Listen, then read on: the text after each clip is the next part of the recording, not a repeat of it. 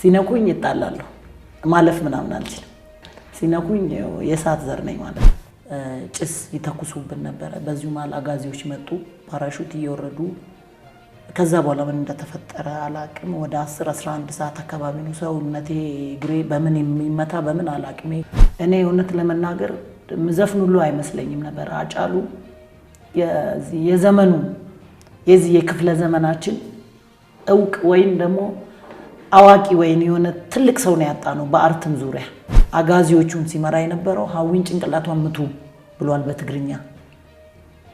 እባክሽ ፊታችን አትሙጪ ወደ ቤት ግቢ ይላሉ ወያኔ ያኔ ግርሹ ቂጥሽ ውስጥ የረገጠሽ መጥቶ ሊመጣልሽ ነው ወንም ገብቶ አዲስ አበባ ብሎ አንዴ ላከልኝ ሰው ነበር አንድነታችን አይደፍርስ አንድነት ጉልበት ነው ሰላም ተመልካቾቼ ቤት ላይ ነኝ በየሳምንቱ በዚህ ሰዓት ፕሮግራሜ ወደናንተ ይደርስላችኋል ከእንግዳ ጋር ነኝ እንግዳዬ አርቲስት ሀዊ ተዘራ ትባላለች ሀዊ የኦሮምኛ ሙዚቃ ተጫዋች ናት በሚያነቃቁ የኦሮምኛ ሙዚቃዎች የትግል አዘል በሆኑ አብዮትን በሚቀሰቅሱ ሙዚቃዎች ግጥሞች የምትታወቅ ወጣት አርቲስት ናት በቅርቡ አዲስ የነጠላ ዜማ ለቃለች ይህንን በተመለከተ ቃለ ምልልስ አድርጌላታለሁ ይሄን ቃለ ምልልስ እንድትከታተሉ ጋብዛለሁ አብራችሁ ይቆዩ ሀዊ እንኳን ደህና መጣሽ እንኳን ደህና ቆየሽ በጣም ነው የማመሰግነው ጥሬና ክብረሽ ለቃለ መጠይቅ ፈቃደኛ ሆነሽ እዚህ ድረስ ስለመጣሽ በተመልካቾቼ ስም አመሰግንሻለሁ እንደ መግቢያ ክል እስቲ ወደ ሙዚቃው ዓለም እንዴት አረጋሽ እንደገባሽ እንዴት እንደተቀላቀልሽ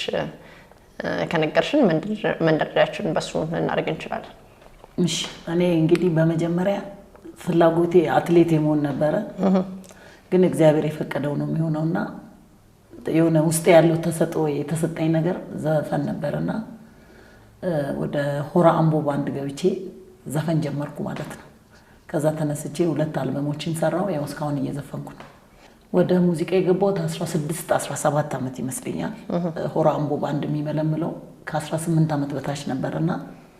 ከየወረዳዎች ይመለመል ነበር እኔም ሙገር አዳ በርጋሚ ይባል ወረዳ ነው ክዬ ለሆራ አምቦ ባንድ ተመልምዬ ጀመርኩ ማለት ነው አይ ቲንክ 16 17 መልካም እንግዲህ የኦሮሞ ሙዚቃዎች ሲነሱ አብዛኛው ስለ ነፃነት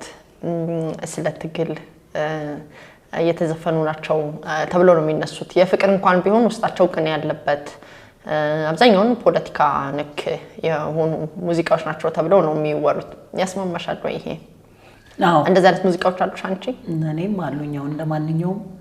ከኔ በፊት የነበሩ ሴት አርቲስቶችም ወንድ አርቲስቶችም አሉ ለምሳሌ አሊ ቢራ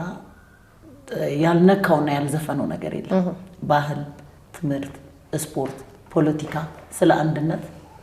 እንደዛው ያው ተምሳሌቴን በመከተለኔም ሞክሬያለሁ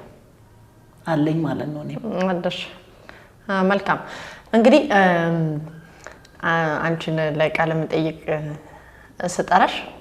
እና ሰዎችን ሳናገር ተደባዳሚ ናት እንዳደበድብሽ ቅጥቅጥ እንዳታረግሽ ብለውኝ ነበር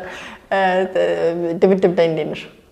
ድብድብ ላይ እንደሚባለውም አይደለም ግን በጣም ጥል ወዳለሁኝ እሺ ሲነኩኝ ነው ማነካት አልወድም እንደማንኛውም ሰው ሲነኩኝ ይጣላለሁ ማለፍ ምናምን አልችልም አዎ ሲነኩኝ የሳት ዘር ነኝ ማለት ነው ግን እኔ አንቺን ሳይሽ ግን አውቅሻለሁ አዋርድሽ ማውቃለሁ አግኝቼሽ ማውቃለሁና በጣም ከተነገረኝ እንዳደብድብሽ ከተባልኩት በጣም የተለየ ባህሪ ነው ያለሽ ቶሎ ከሰዎች ጋር ትግባቢያለሽ ጥሩ ነው የምትቀራረቢውና ትንሽ ተለየብኝ ስንት ሰው ደብድበሽ ታውቂያለሽ በቁጥር አላውቀውም ግን ደጣላለሁ ሲነኩኝ ማለፍ ምናምን አልችልም ሲነኩኝ እንደዛው ደግሞ እችላለሁኝም ግን በጣም ለጥል ፈጣን ነኝ አሁን እንዳልከሰስ እንጂ ፌደራል ፖሊስ ሁሉ